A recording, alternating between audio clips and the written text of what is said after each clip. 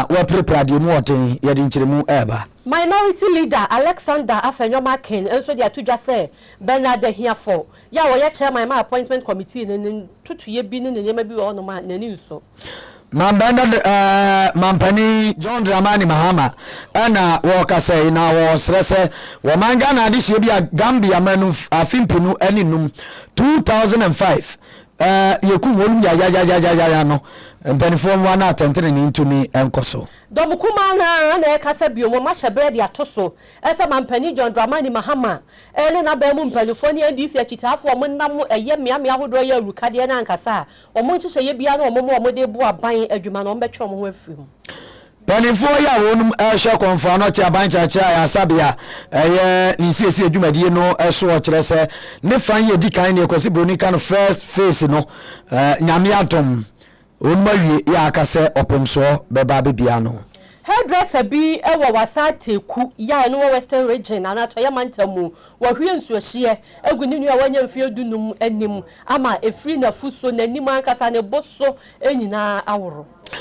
ensam no bebre yaka ye de natifie gudwa ho an ye de ba bebo mo KaseÄ ewo ba bibia mo achichiri ene pinchaye emu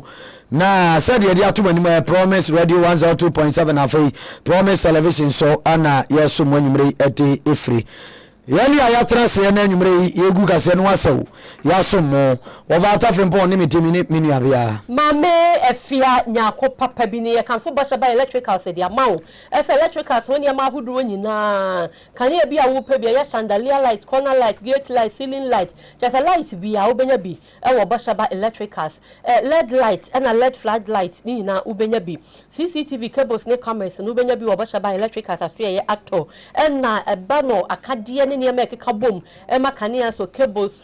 switches adapters ne socket nyina ya bosha ba ha ne ma no utimi betu ope ba ko so utimi to ope fan na ubenya bi ceiling fan brands ahudro ni nyina standing fan so sa they say use remote control eka ho ene di solar standing fan and so abanti ya kan form e papa ba na beto ne ma no ewo adumoye pa TV abro san mo bosha ba plaza ya be Kumasi Central Prisons roundabout ne wo ho no ena Maame Atta akofo dan mu wo pizza tenso ebi ewo ho no pizza to ha ya bi foforo ewo abro san foforo no masi wo ho na no ba bi ani kageti Dubai edi nhwe ni mu ya no afre bosha ba 0536 095966 0536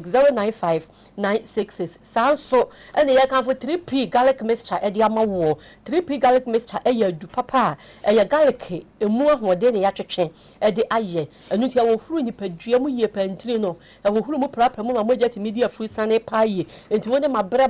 mensade me na ya titriti e to nkwanta amapai abrekọ na boost immune system no e ma bia wo ahode ti me ya adwuma bia e de koba fichiko mu wo ha wonyina e yi free ho ene ne keka ho nyina KaseÄ mo so obi anya stroke amani binom kakra obesai asori biom eye pure natural ena di 3p garlic mixture no aba ba bia to waduro bia herbal shops ahodro no ubenya bia to de wopa dodo atu no frɛ 0248 928824 0248 928824 ya na wasere nso nyame adoma fiada ebai konfa no cha ban cheche ya sabia ehia moja ya wonum de behwe ayafo ne ebeba ya sabia behia moja putupuru so eno nti wonum ne Promise Broadcasting Limited PBL ya ka bomo nyame adom a fiada edi anim ya no pa no hotweni abo adem ke tia Dubai event center wonum amfimfiri wonum na ya twi moja wo moja ne biebra na yantwi bia afode ya edi mu na sombo afode KaseÄ pa ya onipa ebetumi abone se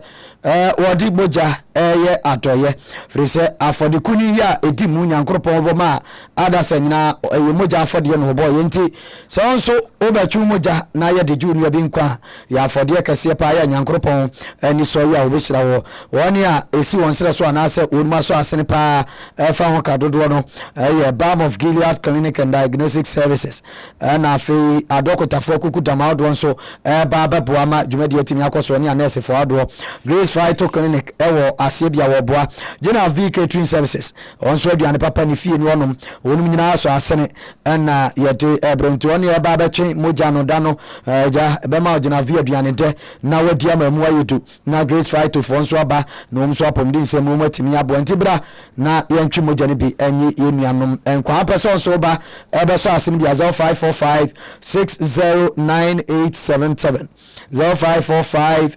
609877 eso na afre wonum na ebo ma nwumre no nsia kase yede asom Wofa Atta fimpo ni mitimi ni miniabia Maame Efia Nyako papa bi KaseƐ bono entremu eni yankwa na nansa na ebo yamane ewo KaseƐ no eso ona ode ebra eso ye sen yenya ntie se enkrabobiri mantamu kada fo mienu bi di akwa pin mu a kire se wonuma prepra na wona betimi a kire mu ye pa nana Oba wadama yenti o kada fo yi ekoba ne sen ye Wofa meso medase mamifia yan ATF waje be wotie yen na mfa mu awo eye ga south awon kan company manto mu no akase Wofa okada fo mienu won kwa ede esene mu awon pre won kwa de awo FK Efa Community Hospital e bai na ne se Wofa okada fo mienu no won moto a wokuta nchese wodi ebesi eni awo chese bia ye fo mo eye police farm no ewo eye ga south ewo sa entertain wo no Wofa edu am junction bi ewo ho no mo a chese ono na chese okopie mu ewo eye dentra ani do me abra kwa no ma sharp curve ba bra wo ba no kada ba ko efi eye asraja no de na chemu ewo eye kaso la ko fi kaso de na chemu ewo eye dentra ho no do sharp curve wo nam se omo suspend bi stop page one ma see passengers our kwano so it dia ofi eye kaso eba no wehu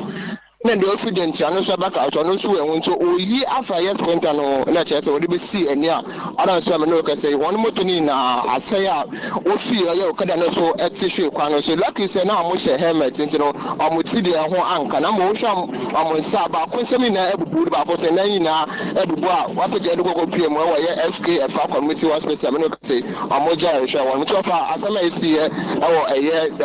da south you can put man to me dey ama yete foreign asemo di ebi nsa bubu asemo on manyina na we yo kada riders nkura ni bia hu se eno kada no dodo na abehwem na akura ketwa onuru ba bia we di ampanifo hu Papa, we do more than portion more age na be 20, 25 between 25 and 20. That's or more age na or more FN and be 20, 25 just or more age. Someone said here in Kolasa, somewhere in Bepuna, or more muchia okada no. All right, ma ya no asena na ansana ye mfensintini ye mo amoshe TV ni so no na eda so ara hotimi se kwabrane we pra papa he de nsana ye urade apon akushim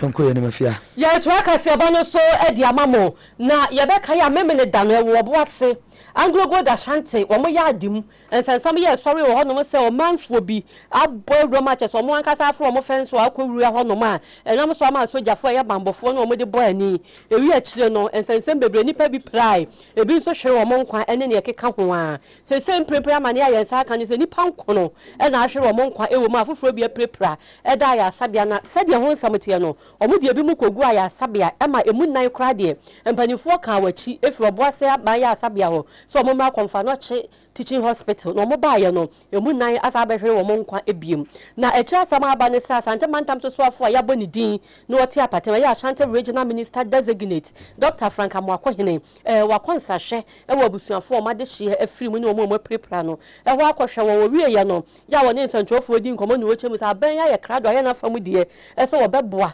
ama ntoto ya mpanifo be ye nyina atumi awie peye na empire o mo data che nyina ne se woni prepare mo odi ni nyina so no nyankopon be sa won yare ye nim si adehye dodo na prepare ye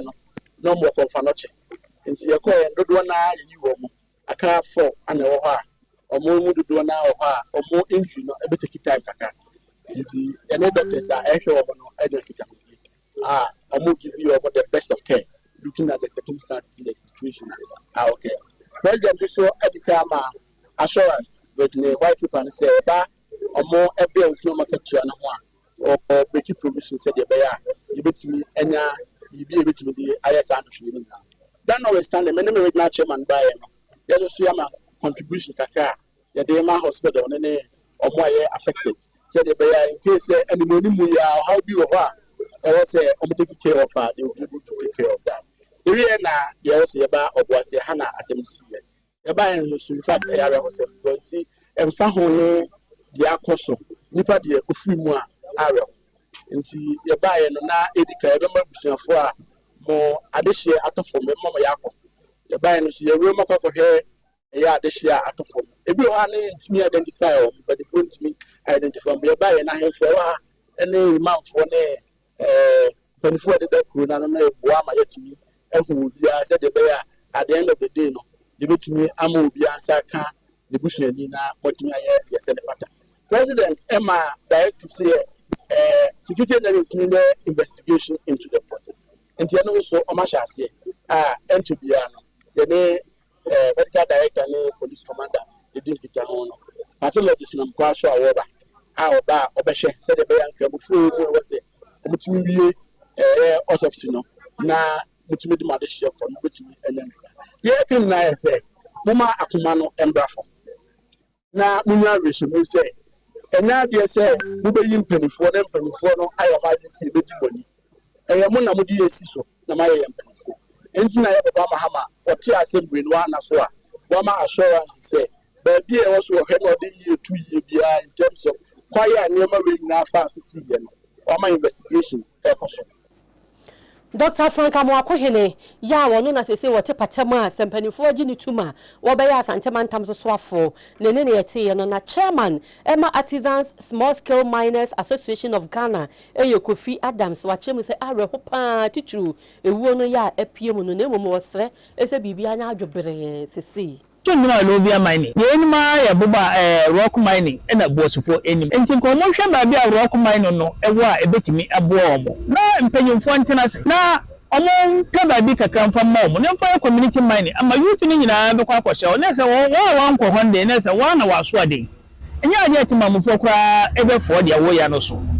Number Marco say, by meanwhile, obey you mana, obey to look over Bia Pebia. Ukoka I say oni ba bi obekwa didi uti apo no a we say odidi wapom na mmom ya ma ba bi say aha na didi na so mempe ho ha na mempe dia enne na akwakoye say wo na wanya de say enti ye besre aban mu mpanyimfo ye asre company no say omommo modern na adie esie enyan enkonfa omwo emba ewa abusia omohwe omo ena ndam saa de we so ma omo ahwere omo kwa de ye mi ye omo ne say empanyimfo ne bi wo ma enya dia ono no tension so wo koye dwuma na mbom wo kwa akwhwe se nkwara no ba ka am down na omo ntwen say change of government aba ye yi mpanyimfo nti wasam kwa wo de kodan hwan nti nko omo ntwen ese nye MCs for wia de de hawa kwa kodan omo no nko omo nso ahu anoma omo be de omo betu omo adwina omo de ko ye nyina no so enne ya mini okase omo nka atiasefo ho bi nti akoye sa ne se mpanyimfo no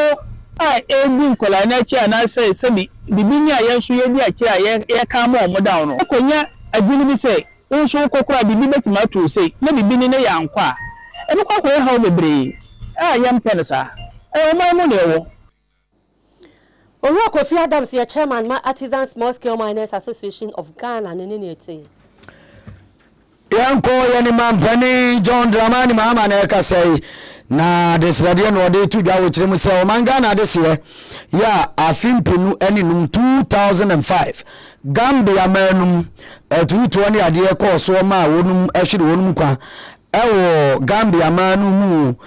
ene penform modern moa na yenhwema tentene enye adwuma pa mampan John Dramani mama kiremu se o musan kwa ahwire no enya ade se bibia betimi asa na ide nenso obusua wodo ya wonum hwire wonum adehye ewo Gambia manum onum ampani dada yaya Jamel abreso no nyame anim se ekobase onum sa tentene aye adwuma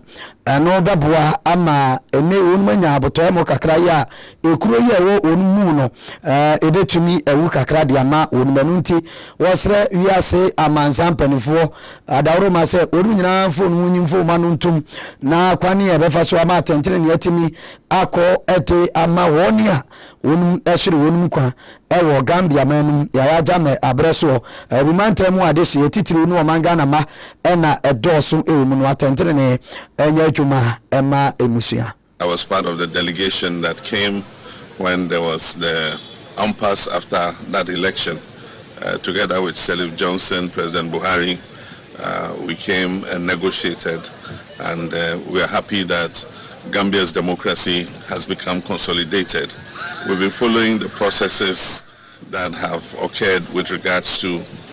truth and reconciliation, and we think that the process would help to exorcise the pain that people have gone through in the period where things were not as democratic as they are currently. We know that there are many other processes that need to be gone through, including bringing people to justice for crimes that were committed in the period of President Jammeh. Ghanaians were involved. As you know, some of our countrymen were killed here in the Gambia. And so we're happy with the process that is going on to establish the truth, investigate what happened, and also to bring people who did that to justice. We discussed issues to do with the sub-region, how we can take advantage of the free movement of people and goods, how we can take advantage of the African Continental Free Trade Area. We discussed issues of security in the sub-region, including what is happening in the Sahel, and how we can work as a sub-region to make sure that West Africa is a safer place for all our citizens. Ghana Mampani John Dramani Mahama Nene Anna Yati. Minority leader Anna Kandi forward that Kumana nim ewa mashebe Alexander Afenyoma Ken honorable wakasa no weche mu senior bi ono ma ekoto titru Bernard here for ya wo ye chairman ma appointment committee and asa vetting committee e de desu ban bi adia ntwa yekura no wo de dom kuma no minority ne omo kan say ya na be dia omo betwe omo ho afri aban business bi amu na chesa asam e de na asam ko na wa cheche mu ase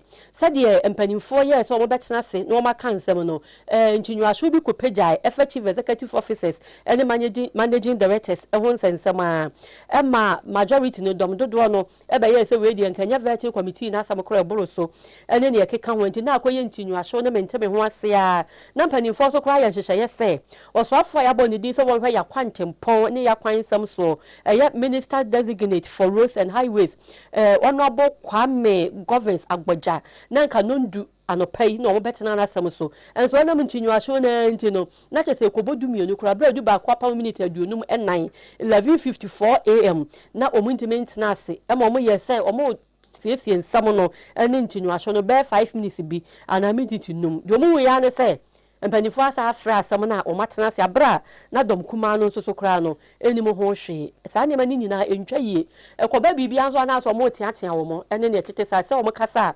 Chairman, with the greatest respect, Chairman. Honorable ranking and minority leader, you do not have the floor. Chairman. You don't have the floor now. Chairman. Now you don't have the floor. Allow Honorable Mahama Shaibu to conclude. Then I can give you the floor. Chairman, allow. Just Chairman, allow. Don't raise your voice. I am not raising my voice at you. No, if you raise your voice. No, we had before you suspended sitting for 5 minutes. You called me for a discussion. I told you that I was having a discussion with my caucus, and then I come. We did not spend more than 5 minutes. Chairman, let's operate in good faith. You had called me. I said, "Give me a moment. I will join you."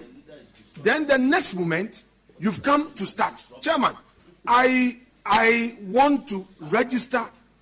this protest that you have proceeded in bad faith. It is not the understanding we had. It's not the understanding we had. We got to a point where I was responding to a point of order. You came in rudely to say that you have ruled. Yes. Honorable member. Say that you have ruled. Honorable member. Chairman. Honorable member, you should be guided by the rules that in this house you don't use insulting, disparaging, and abusing language. At our first sitting, when a backbencher said, I was rudely interrupted. You are raising your voice. Chairman, the ruling of the speaker. Chairman, bring down your voice. Bring down your voice. Enti Honorable Alexander Afenyoma King, ya minority leader, and Wakasa, which was chairman, Bernard Hiafo. As a Wakasana, some woman, Pania Homaso, a woman, not Sally man and to 2 years, no man to 20 minority, no, or metro move from my business BM. Nenra ya de kase na opem so tumfo se to abio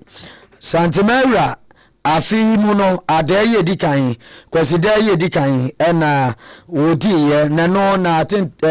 enintire ni atwetwe wuro moten epie mu manchef kesiem ya woko ekochia opem so na woko so Santiman na opem so di akwaside no na anumu na bariakuo yi a wonum na he konfanoche dwumadi yade ase wonum ensa ne ojumtre ne de ma wonum planning committee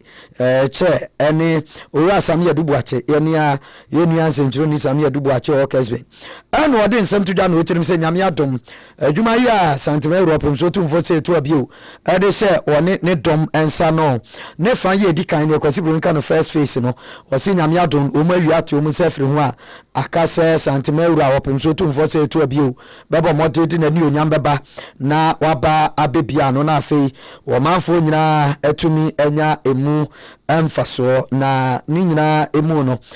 sedi osi ekasa ye wo menhia fikasiem akwaside no ase yenti ne ntoaso ye hwe ni musa nche ohene de ye wie no baba da na de ne etimi de nipa akwa to no a year ago na just adwuma na fene ya sha ase enne ye wie the phase 1 I mean some of the pictures have come out Osha Ebeka say ohene ni so ade hunu ba ya de me one hour supporting here to be able to bring the project to this level also. But we are now going into the second phase. This is why we need the support of everybody to come on board so that we can bring Konfanoche to its deserving glory. So we will be able to do as it is expected and get the needed recovery. Also, to Konfanoche there, we are on it and we shall be able to deliver. That's Ada Edikai. Usually the Yana Edikai Yana KaseƐ. Tenosha Nipa Busu Hainano. Ubia Pakonya Obetimi Day. Aba pay homage to Ohene. Na the man KaseÄ pa ne se ya man Penny John Mahama. And so na so for Dubona so Aba. Our money baba pay homage to Kura. Nti ya nutre mana strong kono na ohwa sene akan for na santo sene amamra sitia amamra FAE very colorful, peaceful and more or less an organized chaos, and I think that it is worthy of commendation, especially for the organizing team for this. Na said ye dia to manu na ye kwaside ye dika afeni mu ene o manfo bia wonum so ebo moden ewura menhia fikesiem na wonum ekodi ade koche opem so Santima ewura kakran so nsem ye odi tudwa yenti ne promise KaseÄ ye faade beso mu otumfo de o ye setu onim bibia na de ka che na ne se ne ba ne nua na de nyina na ma panyi jo mama eti ne bua ese efata Asanteman no o friend na na o friend ba o friend nua obeya abaye eti time bia wa ma o ma panyi ene no enkita hudie no ntientia e ma ye Asanteman no ga na ma nyina we kweside di kai wa afini nyina anu kwa ba de esro na hwe di pasoso ahodo e wa ha ende oba pagiri mu a abakubasa obesra asate no ne abeso nti we ma ne esro nkopa si e ba de na asa on de ne abagina futuo yin ne e ka asam kire de e be ka giraze nyame nkira no aduaba ahodo a waduadua no nfie bebre no yempa nyina ne se yakobo ma ne jansa ne ahode ne wanyini ahode mu ne wahunu aduaba no so aba aso we nyina ye ne nuaba ne bia ne nti deɛ kɔ nkan nyini yie animdie ba yɛ nkyɛn yɛbɔ mpaeɛ no sɛ wɔbɛhunu baabi a yɛyɛ da akyi bɛduro ɛno nto yɛsrɛ nyame nkwama no ahoɔden nyansa na ɔde bu asantema ma bi aka wiase nyinaa no ɛnyɛ kɛse deɛ wabusa question paa yɛwɔ wei yɛ promote dementia with the youth mobɛkae a akwasida yɛ di ne last year 2024 4th of August no African Helps UK any organize enti ene mamunu no ene mamunu no bebre aba ebi ti akira ha ebi ye doctors ebi ye lawyers ebi omu nyina aba engineers omu ko omu owo care any carpentry omu bebre aba se omu pese omu behwe die ntia akwasida ye special enunte na adehye bia wonu pie mu manchef kese mu nra na oni opem so tumfo se tu abio santemeru akodi ade kese nsem kakra ya wonu edito promise kase ani mu yede so mu anwumre bi no yedemu free manchef kese mu akwawasa teku na Christian Hospital ho na bema wanya mfie dunum eda na doctor fo gina ne so nkyenten se beye obetimi anya ayaresa yare a wode ko nyansa wapira pa nanim ne nsa ne kokoso ene na furumu asam no ne saying ni nua baaya ye friend Estamensa oyobi oya apprentice a onsua hairdressing adwuma na se tie ene wo chem so o madwuma mu honom no wode ne sika 300 Ghana cedis atonom ade a chen na Estamensa so o mabia chese ya twa ne store no ya twa ase ya obi awura makofa sika 300 Ghana cedis no ndi hwehwemu kopie na chese ni nua bema ya na se wa kodi sa abone fosem no na okobi sa ni nua na wa twese kan eso wo de be wonu nti wono no nya akwa awura ade mo no na okofa nsu ehye de makwa afra obetugu ni nua no so na wo de bo no ho ban se de be ya ni nua no emfa se kan enwo no misika dawa na minua nafa de mukoka betinu akofo bi ade betinu akoese mukoka no watwese kan toa no apai ma me kura ka twese kan ni sini so opushi me ba no hwe wano ma na me nkwanka mba ni tipae because okofa mba ne dwana ma mkoka na mba no so ko ne nche eno opushi me ba no bo na se na madam tikra me so to kwa Friday ya na madam so to kwa Friday adwuma me ye to Monday minua na ba be face kan white abone tweti enje no esi stone nti andra me ne madam fo ba ko di agro na enwura ne se ya fra malam bi mama malam ne so obekuni pakoro no nti madam fo no fu atwa so na se minua na ne da no twese kan wo me so se obetwitwa me nti ama me so mi nkwa me fa so a me ba no pem so pese me sesa mbanya mesi nti mi shada kwa nua nso champa so hu ya no twese kan na me so hwie so ne di gu no se kan no twin di gina me so na ma me hwie so hwie no e di gu no so na ba ya me to menya me tie didi ma hwe me ba Estamensa ni nuane abeme ya wonya mfie dunum a wono wa de mako susuehie ne mako afra wa hwe agu ni nuane so de se oda ya sabia eje ayarehwe ya ko yanim ewo nsam fufuremu na soafo ya bondi a otipatamu nyame ye adomu a wotipetoso nyame ya adomu a wevri petoso na wababa ye soafo wono na ehye wo mangana ya kwan ene Quantum Ponsem so minister designate for roads and highways ono nyafo kwam governance agboje wona ekasai na nensem ya wode ya tudwa no chirim se e-gate nsensem ya yesi akofade aba Kotoka International Airport ya na ewi akire ka akofa abro man ye buburu jani ade no kura ne nko se ye free bonto ye ni kwan se wo man no etuamu penimpo anu o chirim se na ewo kwan foforo betimi afa so ama kuo bi aba abaye na wonum no afa ho ka na ni umbepe kwan ni umbefa so a wonum ebeti wonum eka na enso we de dabi abani etwa mu anya ne saa na aban no abo moten no asene ne kon bawe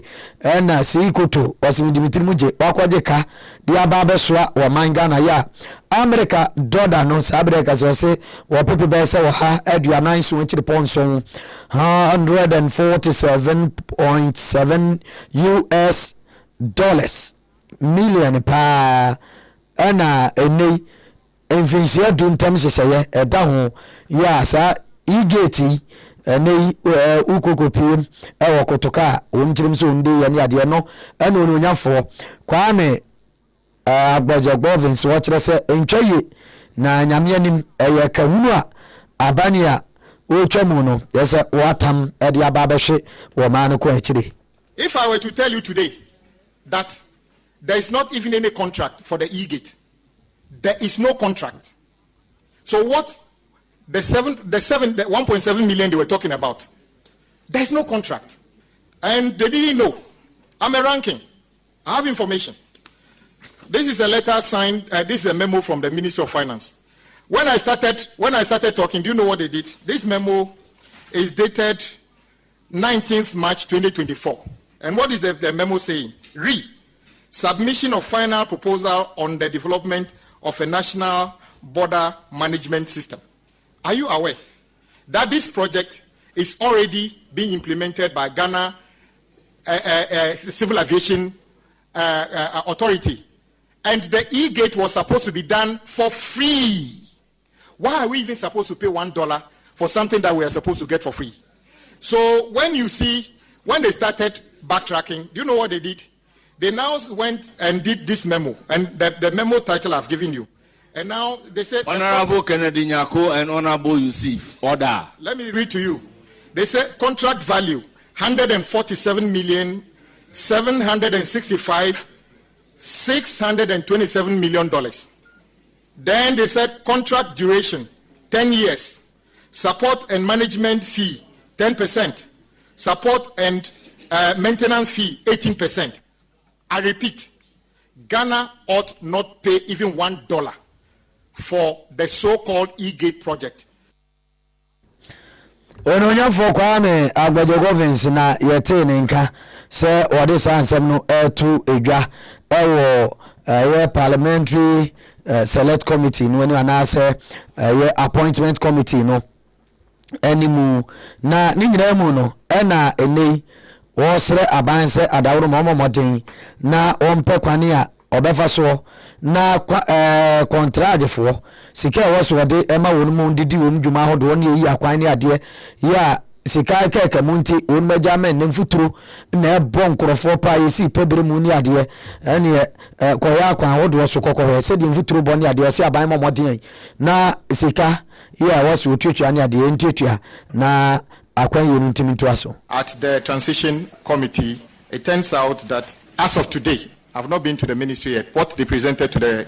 committee, the NPP government is leaving a minimum of 100 billion Ghana cedi commitment. They are saying that certificates unpaid as of today from GOG amounts to about 20 billion Ghana cedis. The ones with road fund is about 15 billion Ghana cedi. What you should be more worried about this whole is that if you take the indebtedness up to 2025, which is the road fund debt alone, out of the 15 billion, in 2018 we were owing about 113 million Ghana cedi. The interest on the 113 million Ghana cedi this year will be 665 million Ghana cedi. When you take 2019, 210 million, the interest on the 230 million is 960 million Ghana. 2020, we were owing 424 million. The interest on the 424 million is 1.5 billion. 2021, the debt was 616 million. The interest on that is currently 1.69 billion. 2022, 693 million, and currently 1.4 billion. The question is, how do I explain this to the taxpayers in Adaklu? That we owe 113 million and the interest on the 113 million is 665 million. Ntina wononyafo Kwame Govins Agbozene ana enyumrei yede no nso bia so mo yedi ka twene ne aya kan kase mu ansana wode kobrof kase na wakopoto ndodo mu de ntachere ma afa so de ama yene woi Yansan Traswe na dom kuma mo ma chebe dwafie ma ye minority in parliament and o ma yansan twefo nhia mu chenchenche pa and na so ma deputy minority whip ya ono ya ma chebe dwani ewo wejagbawe abatron pesua so honorable Jerry Ahmed Said wode nsam bia to dwane nsam no akoye wose awurukade ene atete ya NDC achitafo bi eye no wose said the mpanimfo ya ndisi fo ayo mo hwe ha ama mo ye no e ya de ntwa yi pa nti de mo kan say ni manimu ya ndisi aban no ene ma mpanin ka bibi mfa ho anya sa de a aban bibia nso no mo so be yi o mo ho afiri mu na mo kana no ene o mo de asi wa blikuma north ya say ennam so ma ye isi no enti min declare abato no nso no ne ne ekokoso no ye mfa to ho kese pa ya je say ndisi chitafa hyeda ye say o mo ha adwan mpanimfo no so abunu agu o ma so nti o mo nya bibi NDC knows that it has lost the Ablekumanot parliamentary elections and has therefore resorted to violence with the sole aim of preventing the Electoral Commission from declaring the MPP's candidate, Honorable Ekwe Efriye, as the winner. It must be emphasized that MPP lost about 60 parliamentary seats with margins below 1,000 votes, yet it conceded graciously. A classic case is Domi Kwadenya. The case of our reign, where we lost by a controversial margin of 93 votes, we conceded graciously. To President Mahama, we call on you to take immediate steps to call your party tax to order. You cannot pretend to be unaware of all this lawlessness and violence in this country. We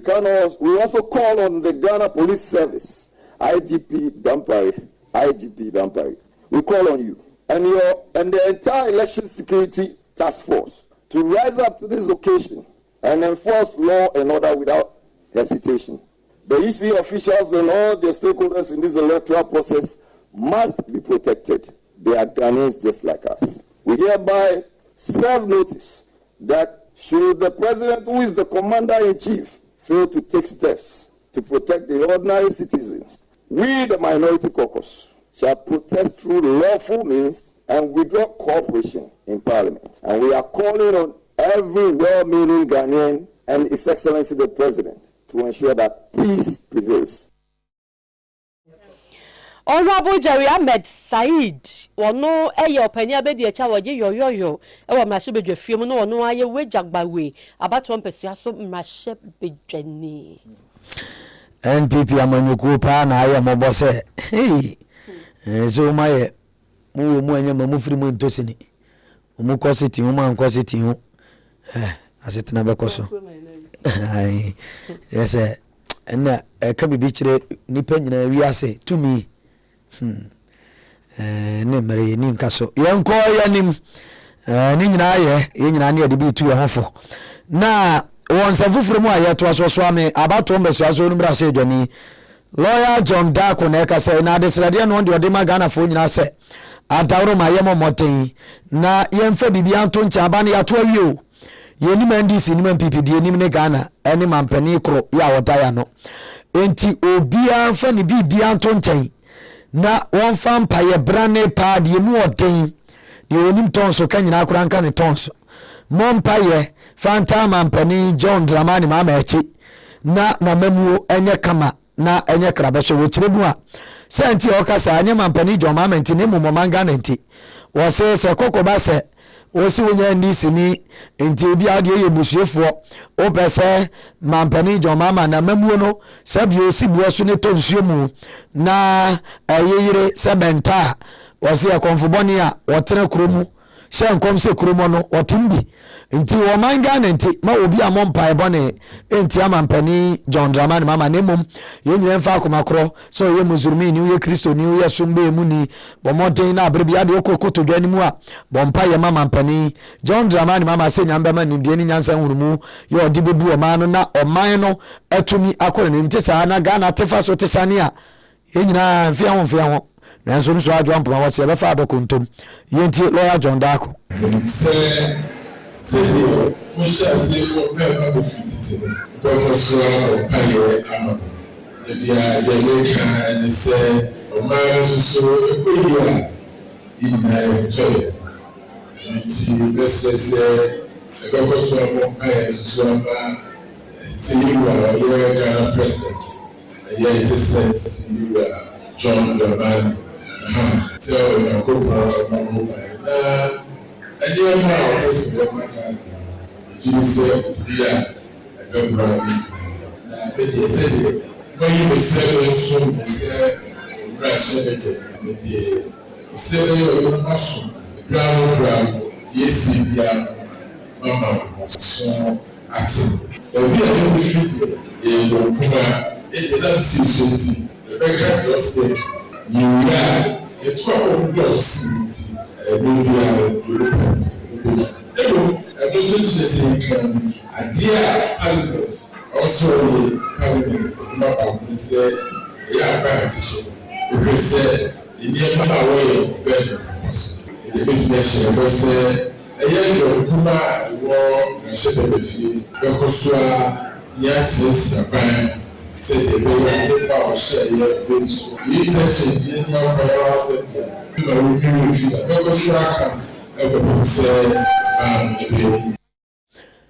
Well, John Darko Swami about to Mbesa so Mrase Dwani ne no nanse no de tudwa ewo eye Swamakro Methodist asafo no emubro de aseda ekoma nyankropo nkonim ya wode ema no ewo abato no ma waba ba Mrase Dwani ne no na asofo Amakro Circuit Methodist asafo no wonum chichemu mu sediesi etie woda ano very Reverend Joseph Asemabwedi wodi nsem tudwa wo kirem se oh wonum de mpaye pa ebeta na chi nti omomodi nyina pintin no wonka hu sasafo no edima no onko kodin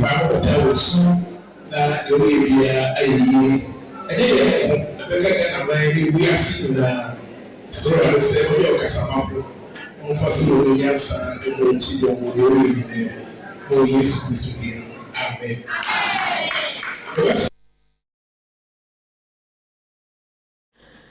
Yo, ente na very Reverend Joseph Asemabwedi Macro Methodist asafo chichemu circuit no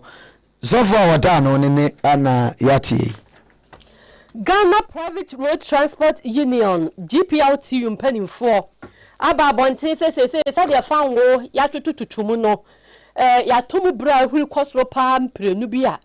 aka wo mo papa nti wo mo ye hyehyɛ so mbeto hyenti ade mu anaka asikam na wo mo sese nti wo mo twentwen so nyina ne se transport minister na wo ba no wonya nhye adwuma nti wo mo twɛn wo hye adwuma se ne wo chom ne kosi nkonwa na ntumu na ba na se jo ma ye wo mo hyehyɛ wo mo so wo ma ntumu kura nya 10% bibia no wo so bete 10% de wo mo betum nti wo mo twɛn transport minister. We are still waiting and see if a transport minister is chosen. That is what we are waiting for, because we are far above the 10% threshold, which allows us to change any transport fare. We've gone past that, so we are still waiting, not to be in a rush for anybody to guess we are chasing somebody. So we are waiting patiently. And here Abbas Imoro, where industrial relations officer, Ghana Private Road Transport Union, your GPRT Yukuno, and the Monsha and Muntaka, yes, or buy ya, what say you mass in our channel, or Manu Besinkunya, or be beyond what a bed back for much 10%, or Mobejomo Pedia Chance Hakura. Now you took found Wumupa, said the Imoro, Eka and ne se dia fenso ansa no abe Muntaka. Obisi ani on chance mo pa aya da ya odo oreba ka me be ka se bi ma me nko manim na ya semo andi si amanyo ku osire mantam wonum chofo e Northern Regional Secretary Ora Mohammed Salam ana ene mampani John Dramani mama aboni din se NLA National Lottery Authority omo modern kwa kwankyerefo ya wobeda ano na papa appointment beto monten so pe na nkrofo ase kremo pani pa say kremoni pa kukudam say na na de okohwe loto twaso ko ma mbet nsensem so ne ade ane nkrofo kasa ne ade se kremosum se de sitia loto twa ne chacha ne sa ne manema na okohwe pani abetua no de ne ba yire pa o waba monten so abekasa no otirim sa dawroma ejuma dia man won de o man yeso omra besom ogo jaloto o ma friends o meso won won hwan ya wo ba ba ye nkremosem wo pa mo chaw ni wo kwa akwaye no wo se anya osomasem anya religion ne wosom no aga se wo fi nkremosumu akowura so mfrem ne aha ewo man adwuma no kwa akwaye tie you know that NLA happens to be one of the institutions that has been set up primarily to mobilize resources to the national conference for the purposes of development. If you ask any Islamic jurisprudence, they will tell you that banking, secular banking, is haram. Don't you have a bank account? All the imams, they have bank accounts. In fact, a lot of our ulama teach, and they take salaries from banks. They take loans. The same law that applies to gambling applies to those laws. You get it? So it is not that Salam or for that matter, Adwa or Abna have gone to set up its own business of inviting people to come and gamble. But the state of Ghana, okay, as part of the body of rule sector for the purpose of generating resources, has set up the National Lottery Authority. Okay, it is an institution that is charged with management of that sector. Now, my appointment simply is that go and provide that management skills that is needed in that sector for government to be able to benefit. But when it comes to religion, I say, look, everybody in the back of their rooms and their homes, they know what is between them and their God. Okay, some people, when they are made ministers, what they do is to go take bribes. I don't see anywhere that bribe is legal. Anytime you discuss corruption, is it not about people taking money and other things? Is corruption good? Is it not with us? Because that one you have not been told that, oh, this person is appointed to help corruption. Are you getting me? Ayo, Ola Muhammad Salam was one your man after no so mrabesum. Obi anye kremuni na akutwa to ko helu to ni chacha so ne ade so man afre so mesumo kosum. Na we say Loto ni chacha no ko so wono kura no. O de bebo man ni puntu eto nchen sika obenya afri mu no. O sa kura de ba bebo amobro ha de nidi. The intentions. Okay, God says our actions are but what? Our intentions. God will judge us with what we intend. My intention of accepting that job is to contribute to the development of society, contribute to the growth of Ghana, contribute to the well-living, to improving the well-being of the Ghanaian citizen. Those are my intentions. If you were to appear with a poor child, brilliant one, at my home, Salam, we know you are the NDC secretary. This is a brilliant child. He's got aggregate 6. In fact, we are just looking for some 500 cities to buy him items to be able to report to secondary school to participate in the free SHS program. Say, oh, I wish I had 500. I don't have it. Okay, if I have this job and I have that money that I give you, I have done charity and a good cause. The Lord says when you do a good cause, you'll be rewarded. Okay, so I don't think this should be the focus. So I'm not going there to pray. It's not a mosque or a church. It is a workplace. There are thousands of Ghanaians who are working there. So we are not going there to go and discuss whether who is God's prophet, who is the right one, who is the wrong one. We are going there to discuss and to work towards one. Enti ononyafo Mohammed Salam was the yansan pa kura na mfanta na chi no koi okonya wo a wono nko ani odi beba bebo amobro ha.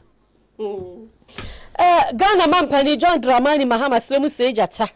eno wo kasa na nasemu nyina ne se obesre de otukurure brawre ne krawe ngoma so otumfo se tutu asante mawura ese ne nhyehyeye ni nyansa ni hurumu ya odi ya ntotoye ebo sikasam na ogidi so obetimi dia taa na chipa ti we dia nana adabra ka wosroboa no no ntoto o man ni sikasam ebio osibire bi adura wa ye bisa e dia abo nti nana sa ya biom ene wo chem se wo man ni sika na nyenya chese wo hia buburo pa se yese ye kakura de o man ni ye nipa nko pa no ho wo hu na sinim ekom ene aho kire wo ho papa ama se international market kwa no o man no chese ye ka ye de ye ne ye ka hu nyina mpo no ye ye fra adwade ho ntoto ye bebre emu nti obesesa na namfa ni nyansa ne nim de ni hunu mu ene connection ahodro na wo ni bi emmoa ema ye ntimi ntoto o man ni sikasam ebio wo de nsami tudwa e wa de kase ye di kan kora asante man di ne enu ya akwasi de no emu. Your Royal Majesty, our nation Ghana is facing a dire economic crisis. While this is not the first time that we have been in such a crisis, this particular crisis, characterized by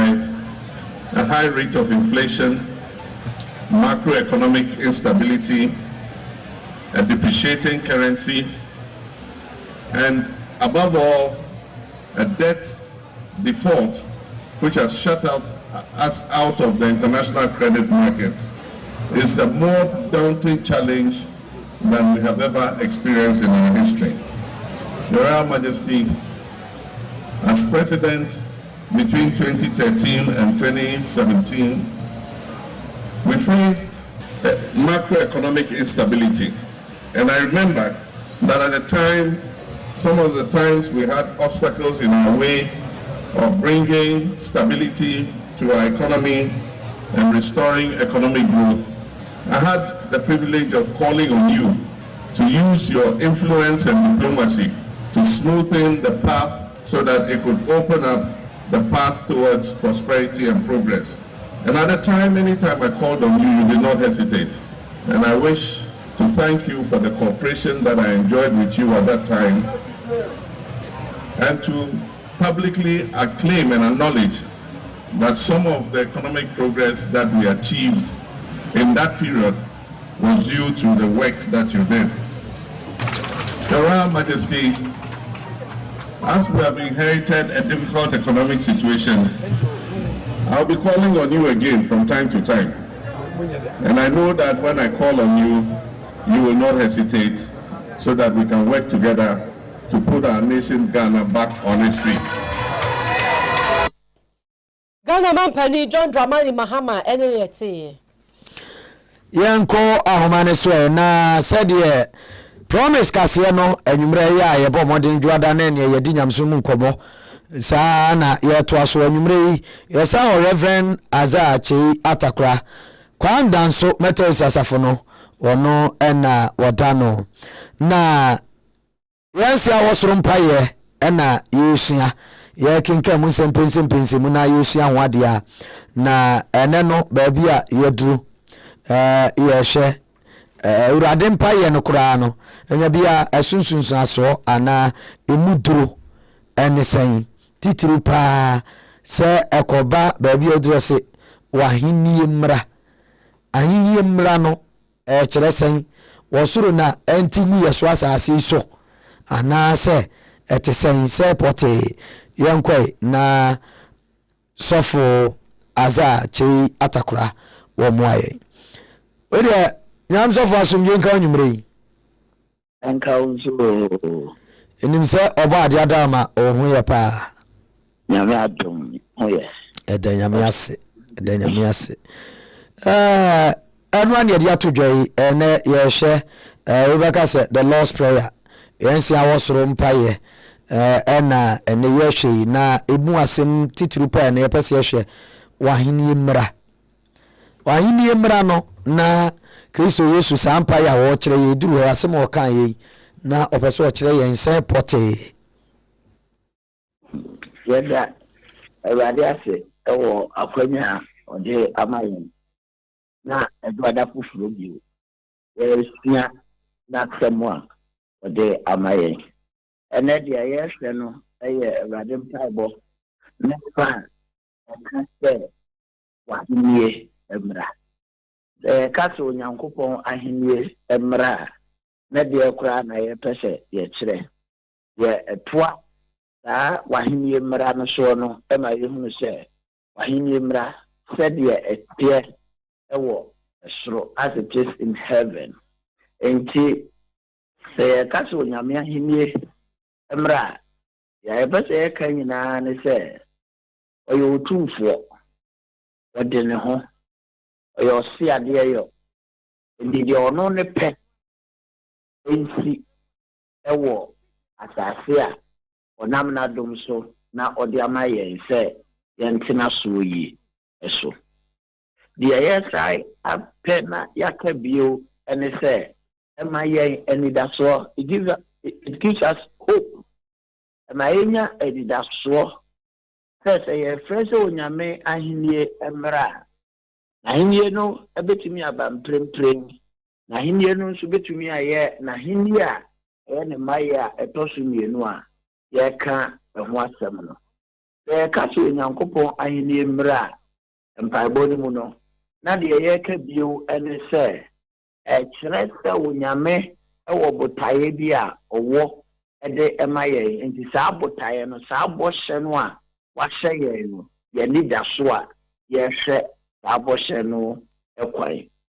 sɛ yɛka sɛ Onyankopɔn ahenie mmra na de yɛka nyinaa ɛne sɛ yɛsrɛ no sɛ ɔmfa nsakyerɛeɛ bi. It is a call for transformation. Yes, no. But na hini no by mudia. Any on-fan system be emra. Ye, wo ya brabomu. Enti ya boss empire no na ye sre Onyankopɔn say na hini emra, na hini no ya asumdie. The reign of God is peace. And this yes, no say na hini no emra, the kingdom no mra asase so dia. Na yɛsrɛ no sɛ na somdue no a ɛboro nteaseɛ nyinaa soɔ no ɔmfa bi nnom yɛn ɛwɔ ateasefoɔ asase yi so. Nti ɛkyɛ sɛ ɛnyɛ sɛ ahennie no ɛdwira bɛgu yɛ so asase so te sɛ nka ebi a Europe so ahennie ni nkonnwa a yɛkɔ manhyia a yɛhu atwa ne ho ahyia na tena nkonnwa na abere mpɔn na nka wɔn atwa ahyia wɔn toɔ no na nka abua bɛgu yɛ so nyɛ saa na wɔkyerɛ. David. Ɛnyɛ saa. Dabi akwa bi a no obi sɛ ɔse na sɛ Nyankopɔn na ahennie no ba na ɛne ɛyɛ yɛbɛtena he nam sɛ tobo na yɛnya asɔfo azaakye atakora obeboa ya ma wati asiye nti sɛ yɛka ne saa no na ne yɛka nkyerɛmu a mede ma no ɛne sɛ yɛsrɛ no sɛ na henie no mmra na henie no yɛ asomdwie nti ne yɛwɔma asomdwie mmra asase so ɛma yɛn. Zavo ma yɛna wase na yɛmfa nsia nyame nhyira pa. Amen. Yo we Reverend Azachi Atakra kwam danso Methodist asafo ono ena odano ye na abasa mumra na afei yemfa ne aka entoa so.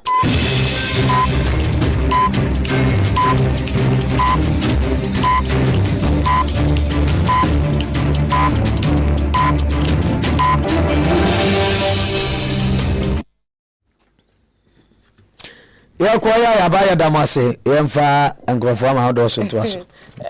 Asempese awusa fo ya dama no nsam ewie na America mampani Donald Trump ena wasofna masai abaye mampani a wotoso aduanan enso chesa yesa dwodramani mahama ade na bi wakwasa ababiem na unsa Trump bre okwatena nchen no omo de charges bebre toto so makoma akonan ya ho asam kra de na de pe wose wokodam ewi akire no omo try so omo be assassinate na na se ye betu na de so kra enu susu mpre no ya ni nyina mu se Nyankopon na di na fofie se ni ti na yeye ho nsem nyina ekodaye na enne bra na premo ato apa kakra bi ewo America bechimemu no ene omo yasumukuni ni kase pa enam so ma osuaye na sese no nipa dodo na edi eye amanoni tutu America chi no se snow eye asukwache topa ma wo mti ade na nko so omo ye wa abonte no omo koye ewo inside anase ebeka se edemo ya wo so Bible mu Bible ane maame Edema no afi apema henkro duonum enum 1955 emu ene osoye ene wode to the President Abraham Lincoln enso so de so ina na so aframu di so aye no wode to so ene afi 1861 of Atta 1861 edusia baako afi apem aha wotwe aduosia baako emu wodi tumu ene ogina ye wodi so aye fefefefefefe ya se wabeye eye America mampani ya wotoso aduanan enso 47 enu achi no ne vice eye JD Vance enso so afrema a ono so abesuaye de say the White House wa na Trump o sa akodi ne mampani bi o sa akobiem nti na Washington DC the course so ho eno ti wono so ya babio ababio ono so ono kwaje so babio na won so mo de no transition ne check akra e chen Ghana de November mu no mo to aba e de ema no wanyini nso Kasa African na nkokrafo no adede ye yo 78 years wanyini aka mfie mienu na bi owatwi Trump ono jina abon ta atwe ne mene no adwene bi nti kwa se nam ni nyina asa ne me asa nam nyina o ayanka se wanyini ena mu am kase wanyini na ai se Israel ne Hamas nsensem Gaza nsensem ne ade no munti ai ene san se Israel for free asase no besi sabre Palestinian for ya Israel for ku no be sempem aduanan so 47,000 sports stadium Baba Ara sports stadium ebeye ma ama Korea se o 35,000 41,000 and enipa Israel for ku no Palestinian for Israel for ku se odi omu kogu Baba Ara sports stadium a konwani nyina beye ma asaka munu mpemu sia ya de begu Heroes Park nso benya bi this 6,000 eno so beba Heroes Park je se Baba Ara de bebo ma na omu prepra omu so eye mpemu ha ni du ba 111,000 ana Israel for prepra wonmu sabra ye kasaidie omu kire so omu numasundua abua nti Palestinian Hamas etuatiko no ene Israel empenfo mu hwe no masi nkonwa ne omu adru dano de toso minu so omu hwe se adwebretuo enkotwere nia etwene na enumu no ana esei asundue ya bakakra no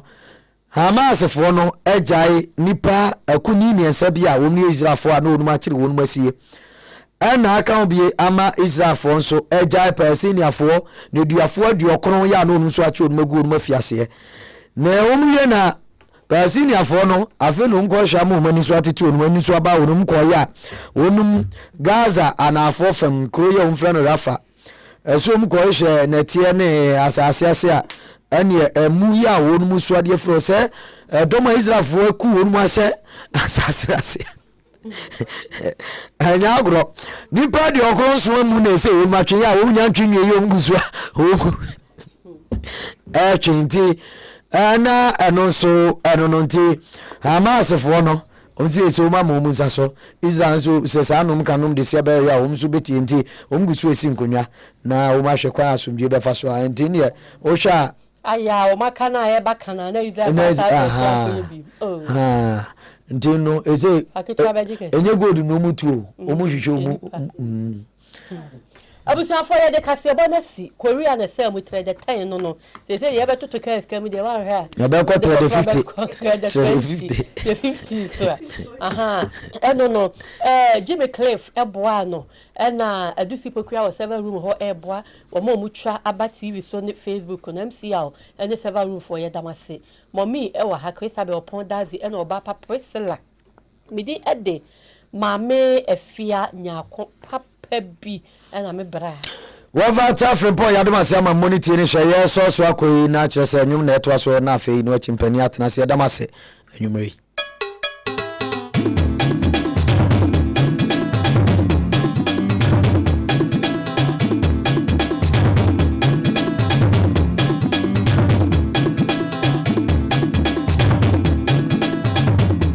Promise News.